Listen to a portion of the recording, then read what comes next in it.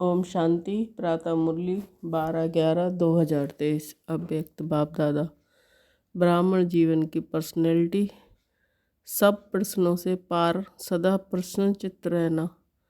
आज सर्व प्राप्ति दाता बाप दादा अपने सर्व प्राप्ति स्वरूप बच्चों को देख रहे हैं। बाप दादा द्वारा प्राप्तियां तो बहुत हुई हैं, जिसका अगर वर्णन करो तो बहुत हैं, लेकिन लंबी लिस्ट बताने के बजाय यही वर्णन करते हो कि अप्राप्त नहीं कोई वस्तु इस ब्राह्मण जीवन में। तो बाप दादा देख रहे हैं कि प्राप्तियां तो बहुत हैं, लंबी लिस्ट है ना। तो जिसको सब प्राप्तियां हैं उसकी निशानी प्रत्यक्ष जीवन में क्या दिखाई देगी, वह जानते हो ना। सर्व प्राप्तियों की निशानी है, सदा उसके चेहरे और चलन में प्रसन्नता की पर्सनैलिटी दिखाई देगी। पर्सनैलिटी ही किसी को भी आकर्षित करती है। तो सर्व प्राप्तियों की निशानी प्रसन्नता की पर्सनैलिटी है, जिसको संतुष्टता भी कहते हैं। लेकिन आजकल चेहरे पर जो सदा प्रसन्नता की झलक देखने में आवे वह नहीं दिखाई देती। कभी प्रसन्न चित्त और कभी प्रश्न चित्त, दो प्रकार के हैं। एक है जरा सा परिस्थिति आई तो प्रश्न चित्त, क्यों, क्या, कैसे, कब। ये प्रसन्न चित्त और प्राप्ति स्वरूप सदा प्रसन्न चित्त होंगे। उसको कभी भी किसी भी बात में क्वेश्चन प्रश्न नहीं होगा, क्योंकि सर्व प्राप्तियों से संपन्न है। तो ये क्यों क्या जो है वह हलचल है। जो संपन्न होता है उसमें हलचल नहीं होती है, जो खाली होता है उसमें हलचल होती है। तो अपने आप से पूछो कि मैं सदा प्रसन्नचित्त रहता हूँ, कभी कभी नहीं सदा। 10 वर्ष वाले तो सदा होंगे या नहीं। हाँ नहीं करते सोच रहे हैं। प्रसन्नता अगर कम होती है तो उसका कारण प्राप्ति कम, और प्राप्ति कम का कारण कोई ना कोई इच्छा है।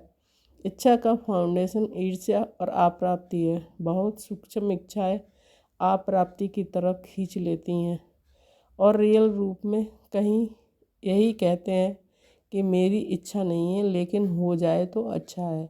लेकिन जहाँ अल्पकाल की इच्छा है वहाँ अच्छा हो नहीं सकता। तो चेक करो, चाहे ज्ञान के जीवन में ज्ञान के रॉयल रूप की इच्छाएं, चाहे मोटे रूप की इच्छाएं, अभी देखा जाता है कि मोटे रूप की इच्छाएं समाप्त हुई हैं, लेकिन रॉयल इच्छाएं ज्ञान के बाद सूक्ष्म रूप में रही हुई हैं। वह चेक करो, क्योंकि बाप दादा अभी सभी बच्चों को बाप समान प्रसन्न संपूर्ण बनाने चाहते हैं। जिससे प्यार होता है उसके समान बनना कोई मुश्किल बात नहीं होती है। तो बाप दादा से सबका बहुत प्यार है, या प्यार है, बहुत प्यार है पक्का। तो प्यार के पीछे त्याग करना या परिवर्तन करना क्या बड़ी बात है। नहीं तो पूरा त्याग किया है। जो बाप कहता है, जो बाप चाहता है वह किया है, सदा किया है। कभी कभी से काम नहीं चलेगा। सदा का राजभाग प्राप्त करना है, या कभी कभी का। सदा का चाहेंगे ना तो सदा प्रसन्नता और कोई भी भाव चेहरे पर व चलन में दिखाई नहीं दे। कभी कभी कहते हैं ना, आज बहन जी या भाई जी का मूड और है। आप भी कहते हो आज मेरा मूड और है, तो उसको क्या कहेंगे, सदा प्रसन्नता हुई। कई बच्चे प्रशंसा के आधार पर प्रसन्नता अनुभव करते हैं, लेकिन वह प्रसन्नता अल्पकाल की है। आज है, कुछ समय के बाद समाप्त हो जाएगी। तो ये भी चेक करो कि मेरी प्रसन्नता प्रशंसा के आधार पर तो नहीं है। जैसे आजकल मकान बनाते हैं ना, तो सीमेंट के साथ रेत की मात्रा ज़्यादा डाल देते हैं तो मिक्स करते हैं। तो ये भी ऐसा ही है, जो फाउंडेशन मिक्स है अर्थात नहीं है। तो जरा सा परिस्थिति का तूफान आता है, वह किसी भी प्रकार की हलचल होती है तो प्रसन्नता को समाप्त कर देती है। तो ऐसा फाउंडेशन तो नहीं है। बाप दादा ने पहले भी सुनाया है कि आप फिर से अंडरलाइन कर रहे हैं कि रॉयल रूप की इच्छा का स्वरूप नाम, मान और शान है। आधार सर्विस का लेते हैं। सर्विस में नाम हो, लेकिन जो नाम के पीछे सेवा करते हैं उनका नाम अल्पकाल के लिए तो हो जाता है कि बहुत अच्छा सर्विसेबल है, बहुत अच्छा आकर्षण करने वाले हैं। लेकिन नाम के आधार पर सेवा करने वाले का उच्च पद में नाम पीछे हो जाता है, क्योंकि कच्चा फल खा लिया, पका ही नहीं। तो पक्का फल कहाँ खाएंगे, कच्चा खा लिया। अभी अभी सेवा की, अभी अभी नाम पाया, तो ये कच्चा फल है। या इच्छा रखी कि सेवा तो मैंने बहुत की, सबसे ज़्यादा सेवा के निमित्त मैं हूँ, ये नाम के आधार पर सेवा हुई। इसे कहेंगे कच्चा फल खाने वाले। तो कच्चे फल में ताकत होती है क्या? बस सेवा की तो सेवा के रिजल्ट में मेरे को मान मिलना चाहिए, ये मान नहीं है लेकिन अभिमान है। जहाँ अभिमान है वहाँ प्रसन्नता रह नहीं सकती। सबसे बड़ा शान बाप दादा के दिल में शान प्राप्त करो। आत्माओं के दिल में अगर शान मिल भी गया तो आत्मा स्वयं ही लेने वाली है। मास्टर दाता है, दाता नहीं है, तो शान चाहिए। तो सदा बाप दादा के दिल में अपना शान प्राप्त करो। ये सब रॉयल इच्छाएं प्राप्ति स्वरूप बनने नहीं देती हैं। इसलिए प्रसन्नता की पर्सनैलिटी सदा चेहरे और चलन में दिखाई नहीं देती है। किसी भी परिस्थिति में प्रसन्नता की मूड परिवर्तन होती है तो सदाकाल की प्रसन्नता नहीं कहेंगे। ब्राह्मण जीवन की मूड सदा चीयरफुल और केयरफुल, मूड बदलना नहीं चाहिए। फिर रॉयल रूप में कहते हैं आज मुझे बड़ी एकांत चाहिए। क्यों चाहिए? क्योंकि सेवा व परिवार से किराना करना चाहते हैं और कहते हैं शांति चाहिए, एकांत चाहिए। आज मूड मेरा ऐसा है। तो मूड नहीं बदली करो, कारण कुछ भी हो, लेकिन आप कारण को निवारण करने वाले हो कि कारण में आने वाले हो। निवारण करने वाले ठेका क्या लिया है? कॉन्ट्रैक्टर हो ना, तो क्या कॉन्ट्रैक्ट लिया है कि प्रकृति की मूड भी चेंज करेंगे? प्रकृति को भी चेंज करना है ना। तो प्रकृति को परिवर्तन करने वाले अपने मूड को नहीं परिवर्तन कर सकते। मूड चेंज होती है कि नहीं? कभी कभी होती है। फिर कहेंगे सागर के किनारे पर जाकर बैठते हैं। ज्ञान सागर नहीं, स्थूल सागर, फाइनेंस ऐसे करते हैं ना। या कहेंगे आज पता नहीं अकेला अकेला लगता है। तो बाप का कंबाइंड रूप कहाँ गया? अलग कर दिया, कंबाइंड से अकेले हो गए। क्या इसी को प्यार कहा जाता है? तो किसी भी प्रकार का मूड एक होता है। मूड ऑफ वह है बड़ी बात, लेकिन मूड परिवर्तन होना ये भी ठीक नहीं। मूड ऑफ वाले तो बहुत भिन्न भिन्न प्रकार के खेल दिखाते हैं। बाप दादा देखते हैं बड़ों को बहुत खेल दिखाते हैं या अपने साथियों को बहुत खेल दिखाते हैं। ऐसा खेल नहीं करो, क्योंकि बाप दादा का सभी बच्चों से प्यार है। बाप दादा ये नहीं चाहता कि जो विशेष निमित्त है वह बाप समान बन जाए और बाकी बने या नहीं बने। नहीं, सबको समान बनना ही है, यही बाप दादा का प्यार है। तो प्यार का रिस्पॉन्ड देने आता है कि नाज नखरे से रिटर्न करते हो। कभी नाज नखरे दिखाते और कभी समान बन के दिखाते हैं। अभी वह समय समाप्त हुआ, अभी डायमंड जुबली मना रहे हो ना। तो 60 साल के बाद वैसे भी वानप्रस्थ शुरू होता है। तो अभी छोटे बच्चे नहीं हो, अभी वानप्रस्थ अर्थात सब कुछ जानने वाले हो, अनुभवी आत्माएं हो, नॉलेजफुल और पावरफुल हो, सक्सेसफुल हो। जैसे सदा नॉलेजफुल हो जैसे ऐसे पावरफुल और सक्सेसफुल भी हो। कभी कभी सक्सेसफुल क्यों नहीं होते, उसका कारण क्या है? वैसे सफलता आप सबका जन्मसिद्ध अधिकार है।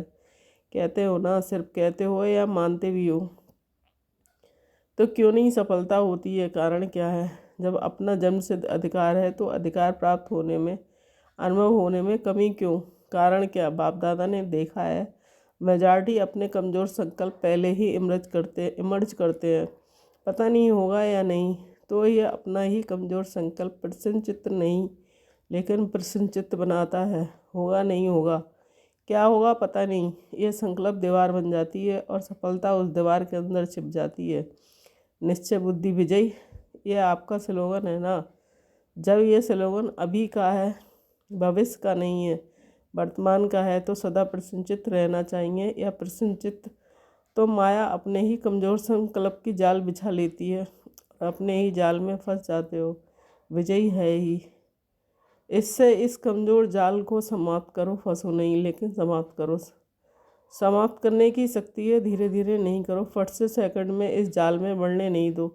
अगर एक बार भी इस जाल में फंस गए ना तो निकलना बहुत मुश्किल है। विजय मेरा बर्थ राइट है, सफलता मेरा बर्थ राइट है। ये बर्थ राइट परमात्मा बर्थ राइट है, इसको कोई छीन नहीं सकता। ऐसा निश्चय बुद्धि सदा प्रसन्न चित्त सहज और सता रहेगा। मेहनत करने की भी ज़रूरत नहीं। असफलता का दूसरा कारण क्या है? आप लोग दूसरों को भी कहते हो कि समय संकल्प संपत्ति सब सफल करो, तो सफल करना अर्थात सफलता पाना, सफल करना ही सफलता का आधार है। अगर सफलता नहीं मिलती तो ज़रूर कोई ना कोई खजाने को सफल नहीं किया है, तब सफलता नहीं मिली। खजानों की लिस्ट तो जानते हो ना, तो चेक करो कौन सा खजाना सफल नहीं किया, व्यर्थ गवाया, तो स्वतः ही सफलता प्राप्त हो जाएगी। ये वर्षा भी है तो वरदान भी है। सफल करो, सफलता पाओ। तो सफल करना आता है कि नहीं, तो सफलता मिलती है। सफल करना है बीज और सफलता है फल। अगर बीज अच्छा है तो फल नहीं मिले, ये हो नहीं सकता। सफल करने के बीज में कुछ कमी है, तब सफलता का फल नहीं मिलता। तो क्या करना है, सदा प्रसन्नता की पर्सनैलिटी में रहो। प्रसन्नचित्त रहने से बहुत अच्छे अनुभव करेंगे। वैसे भी कोई को प्रसन्नचित्त देखते हो तो कितना अच्छा लगता है, उसके संग में रहना, उसके साथ बात करना, बैठना कितना अच्छा लगता है। और कोई प्रसन्नचित्त वाला भी आ जाए तो तंग हो जाए, तो ये लक्ष्य रखो, क्या पढ़ना है, प्रसन्नचित्त नहीं प्रसन्नचित्त। आज सीजन का लास्ट दिन है, तो कोई लास्ट में क्या किया जाता है, कोई यज्ञ भी रचते हैं तो लास्ट में क्या करते हैं, सुहा करते हैं। तो आप क्या करेंगे, प्रश्नचित्त को सुहा करो। ये क्यों होता है, ये क्या होता है, नहीं नॉलेजफुल हो ना, तो क्यों क्या नहीं, तो आज से ये व्यर्थ प्रश्न सुहा। आपकी भी टाइम बचेगा और दूसरों का भी टाइम बचेगा, दादियों का भी टाइम इसमें जाता है। ये क्यों, ये क्या, ये कैसे, तो ये समय बचाओ, अपना भी और दूसरों का भी। बचत का खाता जमा करो, फिर 21 दिन आराम से खाओ पियो मौज करो। वहाँ जमा नहीं करना पड़ेगा। तो सुबह किया कि सोचेंगे, सोचना है, भले सोच लो, अपने से पूछ लो ये कैसे होगा, ये कैसे कर सकेंगे या नहीं, ये 1 मिनट में सोच लो, पक्का काम कर लो। अपने से जितने भी प्रश्न पूछने हो वह 1 मिनट में पूछ लो। पूछ लिया, सुहा भी कर लिया, यह सिर्फ प्रश्न पूछ लिया, आगे के लिए प्रश्न खत्म। 1 मिनट साइलेंस के बाद ख़त्म किया, हाँ जी ऐसे ही नहीं, हाँ कर लेना। जब बहुत काल का अनुभव है कि प्रश्नचित्त अर्थात परेशान होना और परेशान करना अच्छी तरह से अनुभव है ना, तो अपने निश्चय और जन्म सिद्ध अधिकार की शान में रहो तो परेशान नहीं होंगे। जब इस शान से परे होते हो तभी परेशान होते हो, समझा। अच्छी तरह से समझा कि अभी कहेंगे हाँ समझा और फॉरेन में जाएंगे तो कहेंगे मुश्किल है, ऐसे तो नहीं है। अच्छा 1 सेकंड में अशरीरी बनना, ये पाठ पक्का है। अभी अभी विस्तार, अभी अभी सार में समझ आओ। बाप दादा ने ड्रिल कराई। अच्छा इस अभ्यास को सदा साथ रखना। चारों ओर के सर्व प्रसन्न चित्त से परिवर्तन होने वाले, सदा प्रसन्न चित्त के पर्सनैलिटी वाले श्रेष्ठ आत्माएं, सदा अपने विजय और जन्म सिद्ध अधिकार के स्मृति में रहने वाले स्मृति स्वरूप विशेष आत्माएं, सदा सफल करने से सहज सफलता का अनुभव करने वाले बाप के समीप आत्माओं को बाप दादा का याद प्यार और नमस्ते। जो डबल विदेश के चारों ओर के 10 वर्ष वाले बच्चे हैं उनको विशेष मुबारक और याद प्यार। दादियों से बाप दादा को आप परिवार के सिरताज निमित्त आत्माओं के लिए सदा जीते रहो, उड़ते रहो और उड़ाते रहो। यह संकल्प सदा रहता है। अपने योग की तपस्या के शक्ति से शरीरों को चला तो रहे हो, लेकिन आपसे ज़्यादा बाप दादा को होना रहता है।